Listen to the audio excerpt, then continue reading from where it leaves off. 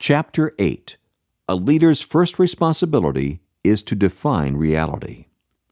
I could be the poster child for positive thinking. I am wired to give hope and encourage others. I just can't help myself. As a result, my philosophy has been a little like that of humorist Garrison Keillor, who said, "Sometimes you have to look reality in the eye and deny it."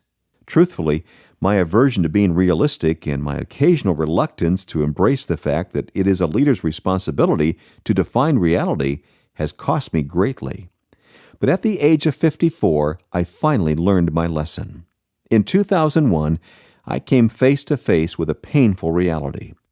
One of my companies was steadily losing money, and its efforts seemed to be going in too many directions. This problem did not appear suddenly. For 5 years, there had been indicators that I should make changes, but I was unwilling to make them.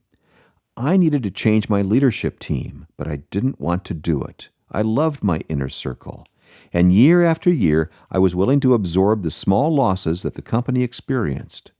But after 5 years, the losses began to add up and take their toll. One of the pitfalls that can stop potential leaders is the desire to focus on vision at the detriment of facing reality. But good leaders are both visionary and realistic. Reality is the foundation for positive change.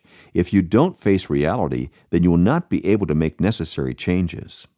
If you are optimistic, as I am, and you naturally encourage people, as I do, then you may need to take extra care to look reality in the eye and keep yourself grounded. Continually cast a realistic eye on the situation. It's often worse than you think. The process, it usually takes longer than you think. And the price, it always costs more than you think. If you lack realism today, then you may lack credibility with others tomorrow.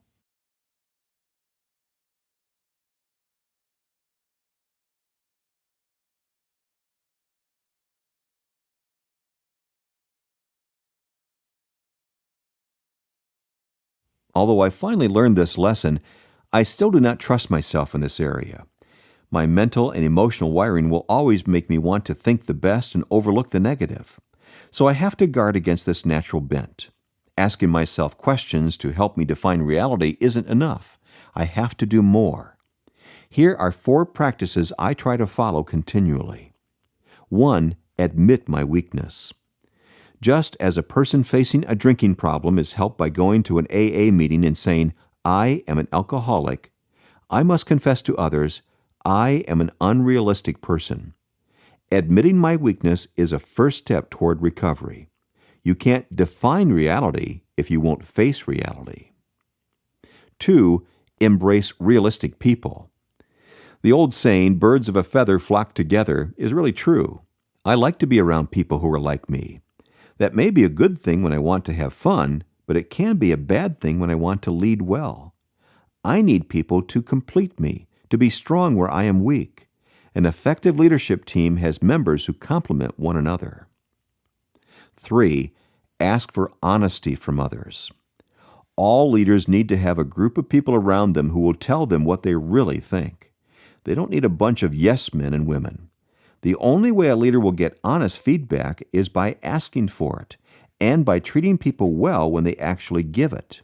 However, many leaders aren't secure enough to ask for it or to respond to it without defensiveness. Sometimes we don't want to hear the truth, even though we need to. The reality is that many people don't want to face reality.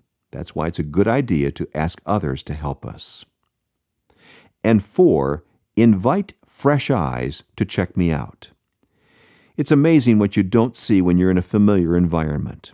The longer I lead, the more I realize I need people who are not in my organization to look at me in my organization. I've often paid outside consultants to come in, observe, and tell me what they see. I value what they have to say. Defining reality is the starting point for good leadership.